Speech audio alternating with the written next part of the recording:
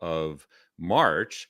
It is filing day actually here in Oregon for the Oregon May primary. And we're very fortunate to have with us here today the leader of the House Republicans, Jeff Helfrich, who just came off of the short session, which probably still feels like it was longer than short, but at the same time, there's a lot to talk about from this short session. Welcome to the show.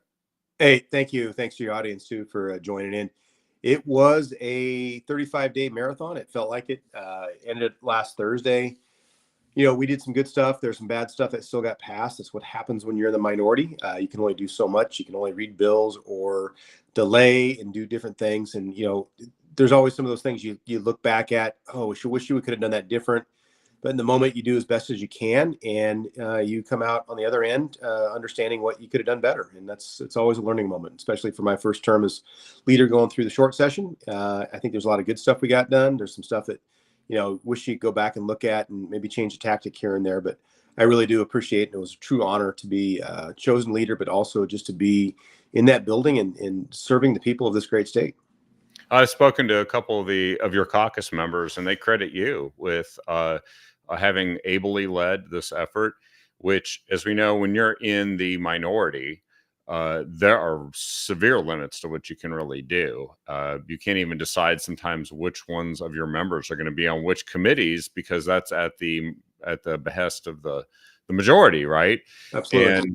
And there's things you can do to see if you can build like a majority temporarily to pull a bill to the floor, but it's something that you can use sparingly. But why don't we go through some of the things that you want to mention that probably are on the good list, or at least the outperform list, if you would put it that way. I think, you know, we can hold our heads high as Republicans. We got more accomplished than I think we could have, or you could have, it was expected. We held the line on recriminalizing drugs. And when I say that, I mean, the colleagues across the aisle, the Democrats, did not want to do that. They knew, they saw their polling, they saw that they were underwater, they knew they had to do something. But at the end of the day, they needed our help to get something passed. And they could have been a partisan bill walking out the door and not much reform done, more fluff than anything else. But we were able to hold the line and get law enforcement the tools they needed, get the district attorneys the tools they needed. And we went from a C, you know, you started off an E violation when you looked at what Measure 110 did. And then you look where we walked out with, we had a drug, what they called an unclassified misdemeanor, but it's named the drug enforcement misdemeanor. And it truly is as close to an A as you can get. You know, it has, you know, we talk about that 365 days. Well, in really the way the courts look at that, you get 180 days out of that. That 180 days in jail, that's the opportunity there for people to get clean and sober. We don't want to lock up people all day long. That's not the role that we want. We want to get them help. But if we look at, they called it deflection, and deflection is a term that really is never identified until somebody said, well, it truly is identified in this area here at the federal level, but nobody had ever heard of what deflection means. And that basically was a ticket to go get help and not do anything. And we had to make sure that our law enforcement officers weren't hamstrung by always doing deflection. They needed to have the ability to make a decision in the moment saying, yes, this person we've dealt with numerous times dealing drugs or using drugs. Now we're going to force them to get help, force them into the treatment mode. Whereas somebody the first time buying drugs and you have them there, you can actually get them into the diversion program. And so I always look at, when you hear deflection, think of it this way: it's pre-booking diversion, just like it would be pre-booking for a DUI arrest. The officer has the ability to understand that, you know what, this person doesn't need to go to jail and go through that official court system. They can go through this modified system of getting help. And then if they fail out of that, there's you can be on probation. There's all kinds of mechanisms in place to get people the help that they need. And some people will say, oh, we should just repeal the whole thing. The will was not there to repeal the whole thing. We wish we could have. Our House bill that we put forth and pulled to the floor had that repeal mechanism. And part of that was these radical non-government organizations, these radical self-interest groups, these radical nonprofits that are fully want to keep people in the system, keep them hooked on drugs, not actually get them help. Yeah. There was that funding mechanism there with 110, and we weren't able to get that taken care of. You know, 25 We'll need to work on that if we get close to the majority or get in the majority. But my promise is that we will go back and revisit these things because that needs to be done. This was a small step. It wasn't the best end all beat all with what the bill that we landed on, but it was a small step. The Democrats knew they needed to win, and we got more out of this than I think anybody ever realized we would. The other thing, and that's the harm reduction industrial complex. I think you were sort of describing them. We usually call it the homelessness industrial complex, but the chief problem being addressed here is addiction and then all the resulting consequences of that, right? Absolutely. So there are groups that actually still think that what Measure 110 did and is doing is fine, actually good. Like the Drug Policy Alliance out of New York that's funded by George Soros in part. And these groups are fighting hard. I heard they spent $1 million trying to do ads and position everything so that you guys, that the Democrats would feel like they couldn't strike a deal. Right. And, no, they absolutely did. Absolutely. 100%. and I think that you guys definitely accomplished something by getting this where there's, 6 months is enough leverage to get somebody to consider going to drug treatment and actually taking that seriously, which is the thing that hasn't been happening once it became a citation, right? It was $100 fine, which nobody paid. And almost nobody called the number on the thing to make the fine go away. So that whole system is now replaced, right? It is now back to something where the police have some discretion to do with it. And you were a Portland police officer in the bureau for 25 years. Is that correct? Absolutely, yes. And we need to have those leverage points. As a police officer, you made a drug arrest. It was easy to get the person that bought the drugs because you could watch that. But what you wanted to watch was that hand-to-hand exchange, and then arrest that person that got the drugs, get them to roll on the person that sold the drugs. Then you go find that person. Then you're able to walk up that ladder, if you will, go up the ladder to get to the top dealer. And so that's what we always tried to do. And in the 110 in this House Bill 4002, there was not just the recriminalization that we were able to do. It's the Boyd-Hubbell fix, which was the courts have held that you had to have more information to show that they were actual dealer instead of, hey, there's scales, there's baggies, and you have X amount of pills in hand. They want phone lists. They wanted to show that you had contact with these people.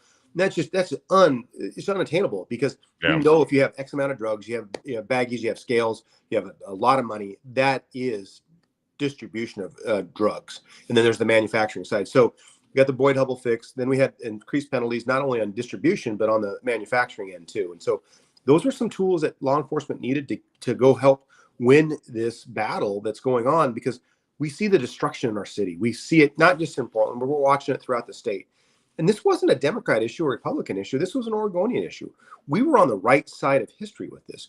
We had the polling that showed that this is what Oregonians want. They overwhelmingly supported recriminalization, and there's a lot of them that supported the full repeal. But we knew we wouldn't get there. But we do know that Oregonians voted for treatment. We want to make sure that people had that access to treatment. And going through this industrial complex of perpetuating drug use, as you called it, we were able to get some of those dollars to the county level where they need it most, because they know what the problems are that are facing their community. It's not Oregon Health Authority and this magical group that's not doing anything, that just sits back and rolls out hundreds of millions of dollars for these projects that don't do anything. Yeah, and I understand, it's not a perfect bill, right? There's some things that you definitely would have changed in it. I think Representative Deal said that there's this group that oversees the disbursement of treatment funds, and that group is Oversight and Accountability Council. Yeah, the only thing the oversight's there is how much money they go out. Now, there's no accountability in that place. Right. That's not only an issue going forward, but people are going to get a chance at the ballot box this fall to vote on whether or not they want more accountability for how this is done, so that you guys can take that next step. So that's where we're at. We got part of the way there, right? And now we've got a big chunk to go, and there's a lot of money floating around. So if they say, well, we just don't have the money, then millions of dollars, hundreds of millions of dollars are floating around. Make no mistake, this is about taking care of their friends, helping themselves out. The George Soros funded Drug Policy Institute got the big no, not Oregon anymore. We recriminalized, and we sent a message reverberating back to New York, back to those organizations that funded this. That $5 million to get that across the finish line a few years ago says we are not open for business to sell and possess drugs in this state anymore. And there's on that person's website and that company's website, that group, it talks about how they looked at Oregon as a win, how they're going to do that to the rest of the nation. This is a blueprint.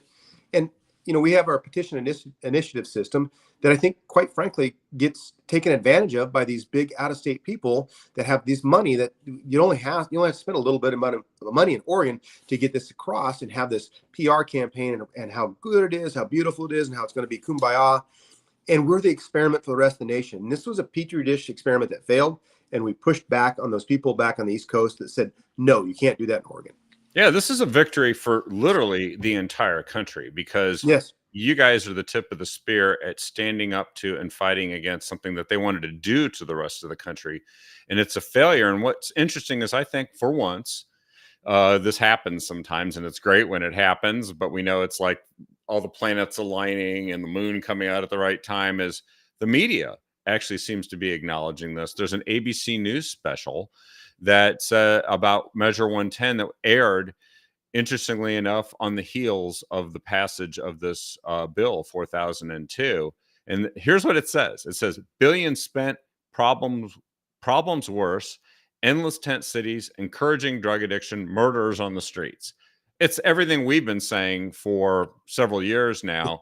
The media is actually acknowledging it. Isn't that amazing? Yeah, it is. They're acknowledging it. I appreciate that. But what they will say is, well, look what Democrats got to do. They fixed the problem. And then they didn't fix the problem. The Democrats caused this problem. They helped this move forward.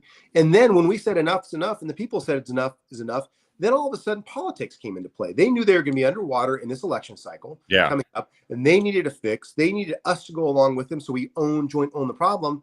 And were a no. We have to fix this. We should do this instead. And they didn't. This is what happens when you're in the minority. You strike as best as a deal you can, but at the end of the day, it's about Oregonians. Two things can be true: politics and policy. But we want to help the people. But the Democrats played politics. No matter what they say, they played politics because they knew politics all the time. They were underwater, and it's no different than watching what the governor did by tolling off the talking points, because they know, they see the tolling is an issue, and then all of a sudden that becomes no issue for this election cycle. Guess what? They're playing politics, not playing people. Yeah, and they've just put it in hibernation mode. They'll bring it back. They'll wait to repackage it. So that is a big victory, by the way. The fact that tolling really looks like such a bad issue for them that the governor's decided to step back from it. So that's actually maybe another good development. I don't know if there were things going on in the session that affected that, but the fact that they're losing ground on something that, let's not forget, in 2022, they didn't tell us that Measure 110 was a failed experiment. They told us what they need is more money, more time. Yep. They got more money, they got more time, it got worse. Yep. And that's why I said it was good that the media acknowledged that. But now they've got a massive cleanup job to do. It's not going to be that everyone is just in a blissful paradise here all of a sudden. There's a massive problem in Portland, Eugene, even places like on the coast, drug corridors, and all of these dealers that are just flying around, floating around, smugglers. And let's not forget, we're nowhere near resolving the southern border where this stuff is streaming in from. So there's going to be stuff at the ballot box that we're going to be talking about this fall, I would think. Oh yeah, there will be. But they're playing politics. They're not worried about people. They're worried about their maintaining power. That is strictly all this is about. No matter how much window dressing you put on this, it is pure politics at this point. We stood on the side of the people. We want to help people. We want to get things moving forward. And, polling consistently shows that the constituent trusts Republicans more than they trust Democrats on cleaning these problems up. Which is great. And you guys are playing a constructive role in moving things in the right direction. But like you said, the message is pretty clear about being with the people. Now, there's another thing that happened in this session, and I was curious what you think about it. There was an effort to reverse Oregon's land use bureaucracy, which there's a Fortune magazine article highlighted in this Oregon Catalyst post that says Oregon is so green because it's literally been illegal to build housing outside cities since the 1970s. That could be changing. They moved some bills forward. The environmental lobby, who loves urban growth boundaries so much that they've actually made it almost impossible for cities of any size to adequately build housing, even to have employees work at hospitals. I know that's a case on the coast where they just can't, they don't have any place that people can affordably live, which is a separate problem from the homelessness tents addiction problem in Portland. This is really a land use issue in many ways. What can you tell us about that, and how did the needle move on this one? So let's step back to the 23 session, and we had the final House bill 3414, which is the governor's bill, which is a housing production bill. I was the vice chair of housing and homelessness at the time, and we were able to garner the votes to get it out of the House. Not just Republican votes, but Democrat votes came along with us. It failed on one vote on the Senate side. And that one vote was because the environmentalists got to that one senator and arm twisted and arm twisted and arm twisted. And it's unfortunate that they didn't do the right thing, because that bill there would have done more for production in the immediate and near term than it would have been in the long term, like this next bill that we're going to talk about. And so the environmental people really have their arm twisting abilities. They'll hot list this OLCV, the Oregon Conservation League of Conservation Voters, I think is what it is. Yeah. They will hot list the good bills, bad bills, priority bills, massive, going to disrupt all of Oregon bills. And I get those things. I just kind of chuckle and like, oh, okay, we're gonna destroy Oregon, evil Republicans, and that's far from the case. We respect our land. This bill that we have that passed through, that the vice chair, Representative Reese Iverson had. She helped champion that through the housing. They were able to craft that. There's the governor's bill, worked through it on the Senate side, and it came to the House side. But Senator Anderson is very responsible for that too. The two vice chairs of those housing committees. But more importantly, they were able to get some land in there, and it wasn't that it was going to be required. It was they may get this extra land brought in, but we all know land is the cost driver for building homes. And next thing is timber. Well, all of a sudden, this timber accord and all this other stuff that they got going on, restricting our timber harvest and taking X amount of lands out of production, that's a cost driver of our timber going up. So unfortunately, environmentalists want to keep Oregon green, and we do too, but we need to build houses. We need to build them affordably. And by these measures that they're doing right now, they're not allowing the builders, us, we the people, to build houses, affordable. They keep driving the houses costs up. And all of a sudden, you're not going to have anybody being able to live here at all. If it's people's retiring, then where's the workforce going to be at? Who's going to manage the restaurants, staff the restaurants and the car garages and the shops and everything else, because people can't live here and afford to live here. It's unfortunate. Yeah, it is really unfortunate. And I know that I've heard from business executives and chambers of commerce more recently, particularly on the coast, where they're like, look, we're just, tiny, puny communities compared to these huge, like Portland, who has so much influence on what happens. But we have a hospital. We can't find any place for people that we want to recruit to come live. Right. and that's a hospital. If you like having hospitals, then you probably want to do something about that. So what do you think? Did something change in this session, or is it just a really kind of a small change and there's a lot more to go? There's a lot more to go. This was a small step forward again. They being the Democrats didn't want to take a hard vote and go against their voting bloc that is their constituents. It's their bread and butter to get the vote out for them. And this is a small baby step. And, they'll say, oh, we need more time with the housing. Let this, the Oregon Housing Needs and Analysis work. We'll get more data, and then we'll be able to tell cities how they should build, where they should build. It's easy. It's easy economics. If you have more opportunities to build different places and the raw materials cost less because we can produce them here, we can build affordable housing. And there's people that want to keep everybody in the city. They don't want to have anybody out where I live in Hood River or Eastern Oregon, or have their own farm and ranch. There is a war going on against not just farmers, but the orchardists, anybody in the ag community. You see these bills coming through, and then on top of that are forestry people. There's a lot of, we don't want anything else in our communities. There's the virtually citizens of virtually against everything, right? And citizens against virtually anything, and that's kind of where it seems like is they don't want anything to change. They don't want growth. They don't want this, but yet they still want to tout that we're going to save Oregon. Well, who are you saving it from? Yourselves? Because if we Yeah. don't have anybody living here anymore, it doesn't do any good. Yeah. So small towns, rural areas, they're kind of on the chopping block as far as a lot of these special interest groups who control a lot of the agenda are concerned. I Right. think it's something that people are going to be reminded of here this fall. Now, I see that there was a bill that passed that will also make it a crime to do drugs on public buses and trains. Yeah. It seems Ready like to go total out, yeah. common sense because they can't, like, bus after bus is coming back tested 100% uh, for meth residue. Let's take that for a second. So that bill originally came out of the Senate. The Senate Majority Leader was lobbied by TriMet, which when I was a police officer, I worked in the transit division and, arrested, numerous hundreds of people. I've been involved in hundreds of people's arrests when it comes to drugs, either on the transit system or in the buses or the trains. They felt it was more important to have a Class A misdemeanor in a bus stop and on a train or on a bus to arrest somebody that have more authority, more punishment, more accountability with a Class A misdemeanor than what we had in the original House or our House Bill 2000 or 4002, which realigned the drug or the drug crimes. And just think about that for a second. The hypocrisy is we need to have a Class A misdemeanor on a bus, but you don't need to have a Class A misdemeanor in a park or next to a school or next to your house. Why? How does that figure? And I sent out a fiery statement on that. It was basically the hypocrisies right in front of us, and it's true. How do you think it's more important to have a Class A misdemeanor on a bus than it is next to people selling drugs near a school or holding drugs near a school? I don't understand that. Why can't we just have a Class A all the way across?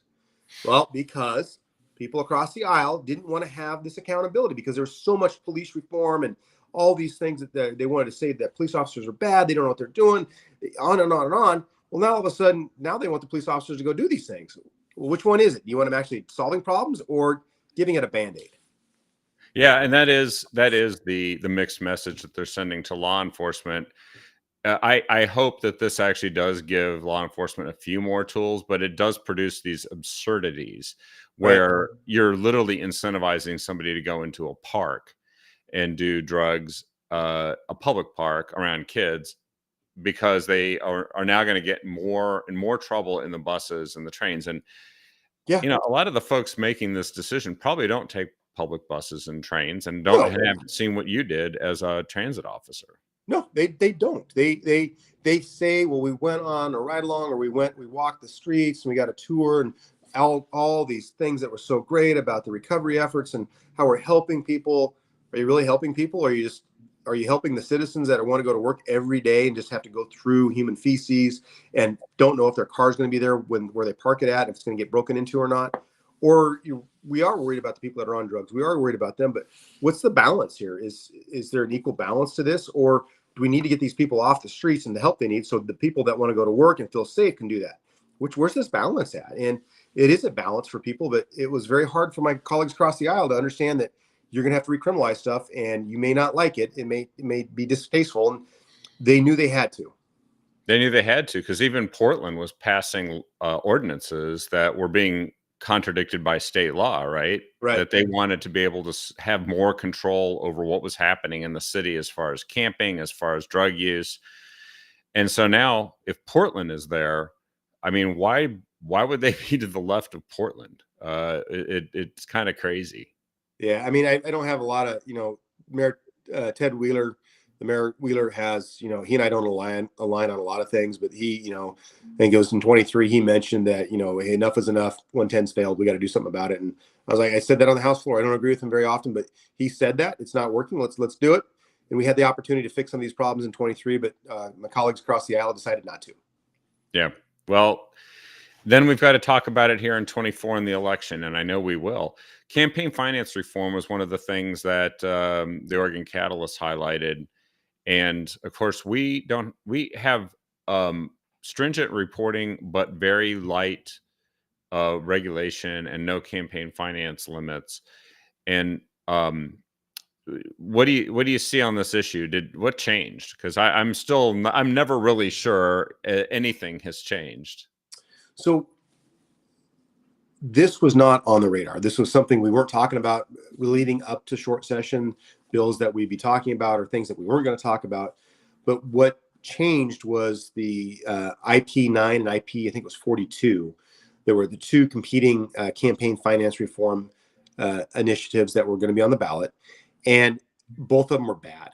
One was endorsed by the union. The other was endorsed by another group who, make no mistake, they're the one group that's talking about campaign finance reform and having these billionaires or multimillionaires pay for people's campaigns. One source, like I don't know, a George Soros or whoever, somebody from Facebook that has a bunch of money, you know, they have one person in Bend that was their philanthropist that said, "Hey, using that money." So they're complaining about somebody influencing elections, these multimillionaires influencing elections, but yet they're using that same multimillionaire to influence the outcome of an election to get signature gatherings. There's more hypocrisy there than I got them on record to say that. They didn't like saying it, but they have one source of income. And so that said, we were able to get Democrats to the table to talk. We had not just labor unions were there, but the business organizations were there. And with that said, that means we were able to actually control our own campaign still. Instead of very low limits, then we'll have all these independent expenditures coming in that don't control our message. We stopped the union from being able to, the union proposal to stop the out-of-state ballot measure. We stopped that, but we were able to make it harder for unions to directly bankroll candidates in their campaigns. And so one of the things was unions are always more likely than not would supply staff for their campaigns that they were working with. Yeah. Well, the business lobby didn't feel they could do that. Didn't say you couldn't, but it didn't say you could. Well, this clearly states if the union or business lobby wants to provide staffing for candidates, they can. And so these are these little measures that make a difference. But it's more important, it runs along a lot of the same guidelines as the federal limits, a little bit higher than the federal limits. But, you know, that's another thing that pulls really high, that people want campaign finance reform. They've tried and tried, and it's always failed, or it's been put an injunction on it. So we took a bold step. Leader Fahey and myself took a very bold step, walked shoulder to shoulder with this, testified that we were going to do this, and we did. And I'm proud of the work we did, because that's a big lift in the amount of time we had. But we had a lot of good partners on each side of the aisle that were working on it. And we created the bill. Now it will be signed into law. And if we find that it's not working right, we can go back and tweak it, change it if we need to. Where if it was an initiative that was constitutionally done, or just an initiative where we had to write the law for it, it'd have been a lot tougher to do that. I mean, they cried the same thing when it came to, you can't repeal 110. The voters voted it in. You can't change it. You can't change it. Well, we did, because it's not working and it wasn't in the Constitution.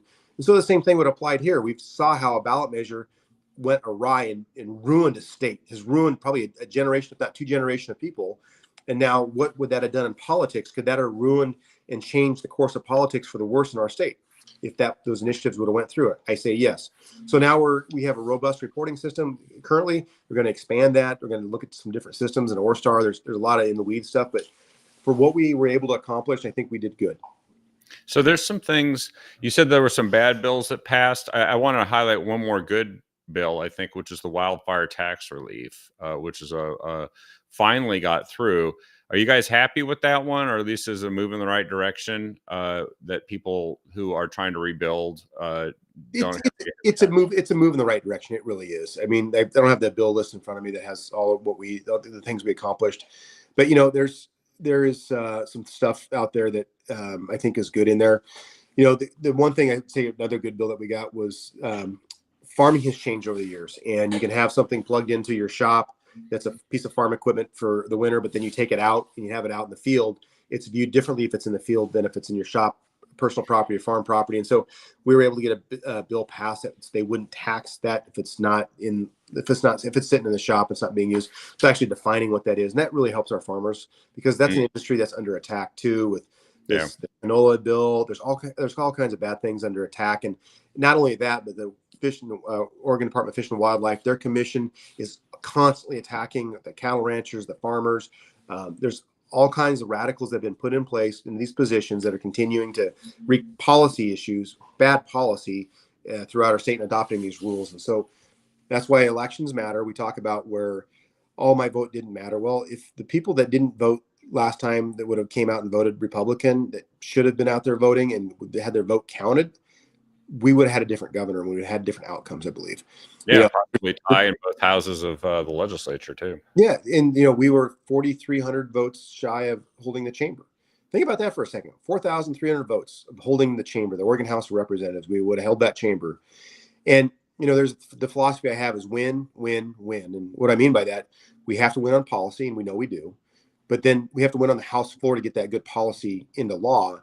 But for those first two things to happen, we have to win at the ballot box. And we need to get Republicans out to vote. We need the independent voters, the non-affiliated voters, but we need those voters that are registered Democrats going, wait, this is insane watching the Democrats we voted for time and time again. Look what they've done to our state. You need to come vote with Republicans and say, this is the path forward. This is the way we can win elections. This is the way we can turn our state around and be prosperous for everybody. Well, and there are some, you guys, actually, there's some bills that died. This severance tax on gross timber sales would have been kind of bad. That died. It was a Senate bill. Right.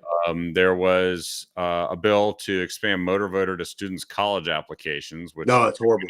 That one, we know that one was all about.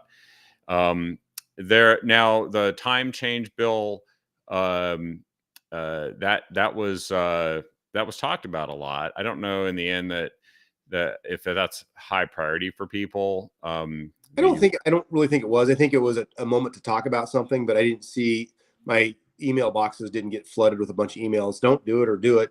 It just wasn't there. I mean, there's people keep our daylight savings time, keep it we have it. That's one of those issues. It's just you kind of like, I don't know where everybody's at on that one.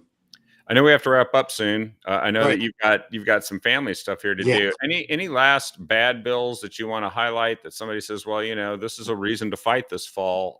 There's the book ban bill that we were able to get killed. There was a corporatization, anti-corporatization of the medical practices that got killed in the Senate.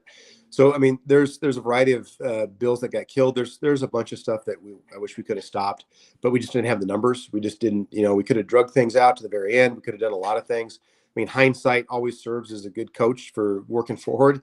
And we're looking back and saying, okay, what did we miss? How can we improve upon that? We had a whole new team in place, but we've done some really good stuff. I'm really proud of the work we did as Republicans. And it was a session that I think we got a lot of stuff accomplished, and there was a lot of tough and pressing issues. And I think the biggest one was the housing package that we got out the door, and then the 2000 or 4002, the reform of Measure 110. But we got dollars out to the counties that need it. We got funding that was not there before for drug courts. There's a lot of good things that happened in there, and so it's equated to a sandwich. You may not like a vegetarian sandwich; everybody's gonna have a bite of it.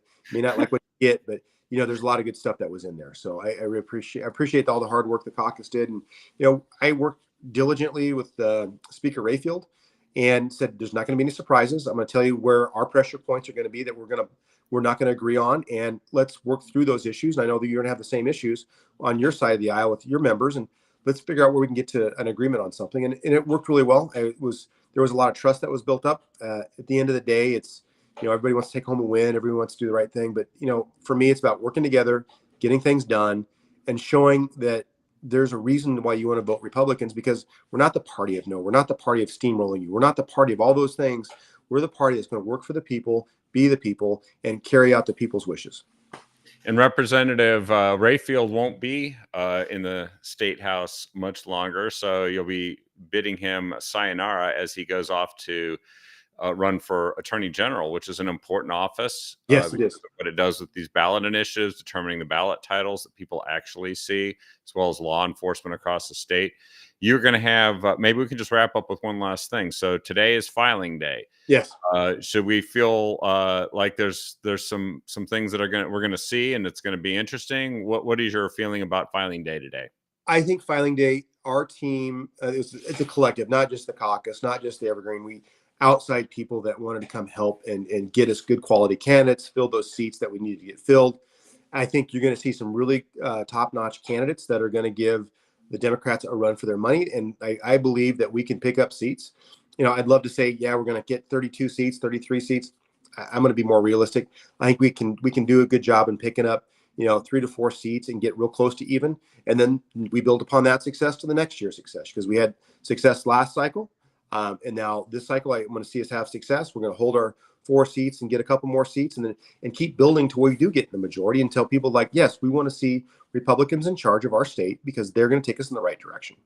And we're going to talk to at least 4,300 voters who didn't vote in the last election, and make sure that they actually show up this time. I know that's. Or let's talk to those non-affiliates that haven't voted before, those independents that haven't voted Republican, or those Democrats that want to vote Republican and want to find a reason. Let's show them a reason why they need to vote Republican. That is a great way to conclude here tonight, Representative. And all right, thank you so much, Leader Helfrich, for joining us here tonight on the Captive Audience. You're obviously a friend of the show, and we've actually been able to follow you all the way through all the times that you're fighting to get that seat that you're in, and fighting hard, and then elevated to leader. We're proud of having you lead this fight, and thank you for taking the time to be on here today. Good luck. Hey, appreciate it. And everything after this. Hey, I got to do one shameless plug though. It's to get back to Salem. I need people's help. I need your help to get donations in. If you can go to helfrichfororegon.com, hit the donate button, whatever you can afford. I really appreciate that, because it is going to be a fight. They'd love to come take out the leader in the swing seat. We have swing seats. And I want to show them that they're not going to do that. We are going to battle, and we're going to hold our 4 swings and pick up seats. But I need your help to do that. I need dollars to get that message out, and I'd appreciate that. helfrichfororegon.com? Yeah, helfrichfororegon.com. All right. Thanks, Kevin.